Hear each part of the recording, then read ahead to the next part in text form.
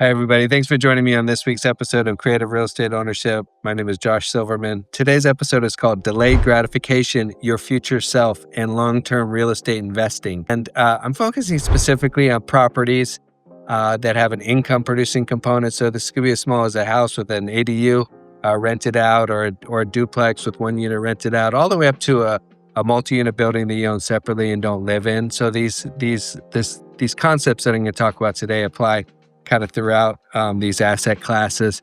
And why is delayed gratification so important in real estate investing?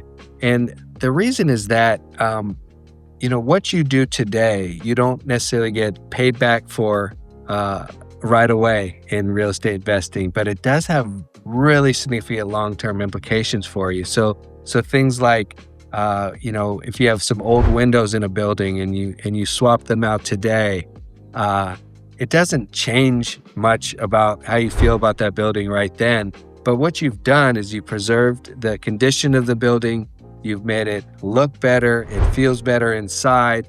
And that has implications for a tenant's experience, how long they stay, how much they pay in rent over time. And then that has a compounding effect down the road, right? And so there's this aspect to investing in real estate, and both when you buy it initially and maintaining it, that you're not really seeing the benefits right away. And so how do you cultivate this delayed gratification? How do you kind of really lean into it?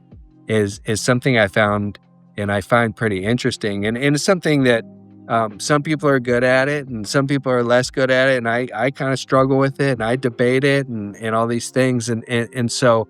One of the bigger studies that have been done in regards to delayed gratification is one that we know quite well, that you may have heard of, the Marshmallow Test.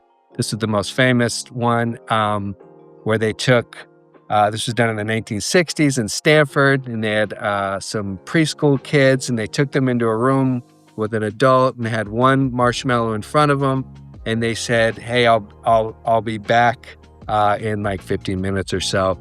And if you haven't eaten the marshmallow, you'll get 2 marshmallows and you can eat them then.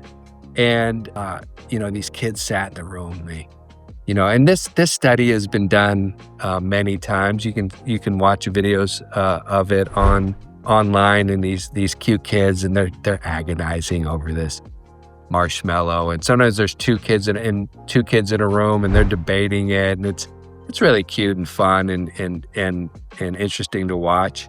But, they're trying to figure out, the kids that were able to delay instant gratification, did they have a different level of success later in life, right? Was there a correlation between that ability during that test and their life outcomes? And at first they said yes, and now it's been debated and they're saying no. The bigger indicator was socioeconomic factors. But the fact that this study is brought up continuously over the years speaks to the fact of, like, we're really interested in this topic, right? We're interested in self-regulation, self-control, right? And how do we cultivate the ability to delay instant gratification for something better in the future, right?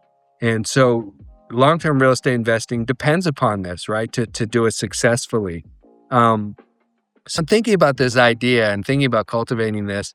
I had this thought about this exercise that I decided to do, and that I think it would be fun for you to do as well. So I there's all these software programs that you can plug in a current photo of yourself, and then it ages it, and it projects what you're going to look like in 10 years, 20 years, 30 years, 40 years, whatever it is, right? I was thinking about it, I was like, this would be really fun to do, because, like, what if you can develop a relationship with your future self? What if you can see your future self?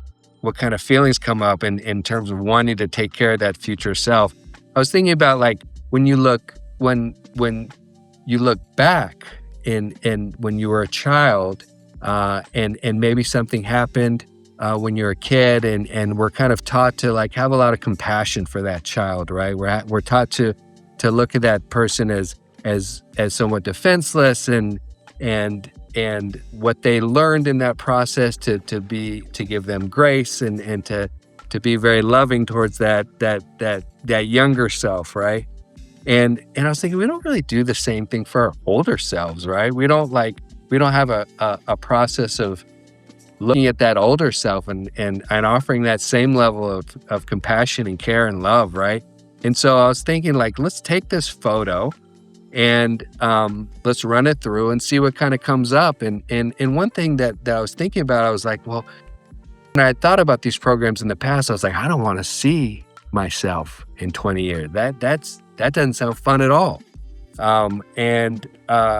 It speaks to the fact that a lot of us don't want to think about ourselves getting older, less able, or however we look, or what kind of life opportunities are available to that person. We don't want to think about those things. And so I was like, but we should, right? If we get older, that's a gift. And think about that person. That person needs love and needs to be taken care of and needs to be prepared for too. And so I ran this photo and here it is. And I sat with it and I looked at it and I was, first I was a little jarring, and but then I sat with it for a while and looked and thought, and I was like, hey, that person's all right. He looks cool. He looks like a nice guy, and he looks like he is deserving of some thought and some preparation for and some love and compassion, right? I plan to take care of that person, right? And so even as a long-term investor myself, like, thinking about this older self, what didn't come easy, right? And so just running this exercise was just pretty fun and cool to do, and so it's just kind of a way of I guess engendering that kind of delayed gratification mindset, right? To prepare for that future self, and so in thinking about delayed gratification and thinking about real estate in the long term.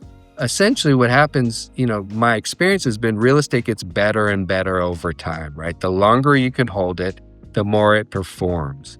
And if you can avoid the one big mistake that people make and where you tend to get in trouble in real estate is you over leverage it, right? So you put on too much debt on the property, economic conditions change, rental income changes, your interest rate changes, it goes up or whatever it may be, and all of a sudden you're not cash flowing or you're underwater or whatever it is, and you're forced to sell. And so that's a problem in terms of holding long term. If you can avoid that, if you can hold these properties long term, they do tend to get better and better. And there's 6 reasons that I've kind of identified of why that is, why they kind of age like fine wine. If you take care of them, and if you've been strategic when you bought them, and you bought them in a good place, and you've maintained them, here are the kind of top 6 benefits that I came up with. Number 1, a low appreciation. So over time, historically, properties go up in value, right? And so you get to take advantage of that appreciation over time. And one aspect of appreciation over time is the compounding effect of appreciation, right? So if a building goes up in value, like let's say 5% every year, the 5% is going, that year one, it goes up off of the value that you paid for it, let's say. And then next year, you're 5% on top of that new number, right? So it's compounding. So you're getting 5% on top of the 5% on top of the 5%, right? So that piece, that addition, is compounding. Pretty amazing. That just keeps kind of going on and on and on. And if you're not using the income that the building generates to live on, which I've done both, I've reinvested and I've lived on income. It kind of depends what's going on in your life. But if you're able to reinvest your income, that has a compounding effect, because you take the profit from the building, you reinvest into another building, let's say, or another, some other investment. That has a compounding effect, right? Number 2, passive income generation, right? So passive income is pretty amazing, right? Especially as you get older, right? When you're not working at the same pace, maybe you're not making as much money, maybe you don't want to work at that same pace. You do have this, over time, this passive income. So you have some income to offset what you're not doing in your daily job, right? So that's a big deal. Number 3, tax advantages. So there's a lot of tax advantages involved in owning real estate. So one of the biggest ones that come to mind is the depreciation deduction. You can depreciate a building over 27 and a half years. So according to taxes, the value of a building is going down. According to appreciation, the value of the building is going up, but with taxes, it's going down. So you take the value of the building divided by 27.5 so that's every year. You deduct a certain amount of the building, which is an offset on your taxes, right? So it's a deduction. There's also some deductions for mortgage interest, property tax, and expenses are offsets on the income as well. So there's some sheltering of the income that you earn from the building, right? Number 4, the inflation hedge. So a lot of people talk about this with real estate as being a hedge against inflation. The value over time, the value of goods and services goes up, but also with real estate, as we talked about, the appreciation is going up, so the value of the asset's going up, and then the rental income is going up. So you're kind of keeping pace with the value of inflation, right? So you're not losing. There's not like a loss in terms of like inflation outpacing you, right? So you're keeping up. So it's a hedge. Number 5, building equity. So building equity is a key component of long-term real estate investing, right? So as each year that you own the building, you're paying down your debt, your equity is going up, right? And so with that equity, you can pull it. Don't borrow too much money, don't over leverage, but you can pull some of it, let's say, and reinvest it, or you can use it, or whatever it is. But that equity, it's easier to refi because you have more equity, right? So it's either you can get new debt on it that's advantageous. So building equity just gets better over time, right? If you're paying down your debt steadily. Number 6, it's nice long term to have this stable asset, right? So like as you get older, you're less risk averse. You're less, you want a kind of a more stable asset. If you've bought well into a good neighborhood and you maintain the building, it tends to be a very stable asset, right? And hopefully by that time, you don't have to do a whole lot. You can hire a property manager, but nice, stable asset for you to get older with. And so those are the kind of 6 reasons why it just kind of gets better and better.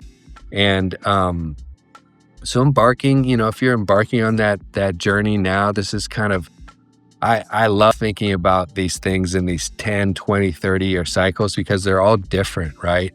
And so, thinking about your ability to delay instant gratification, thinking about your ability to love your future self, and kind of leaning into this process, I recommend it. The strategic part is buying well, the right purchase price, the right area, the right amount of maintenance that's not going to be too burdensome. But anyway, this is where I come in and I can help. I hope you enjoyed this video. Please email me here, subscribe here, and I hope you enjoyed this episode. Take care. Thanks.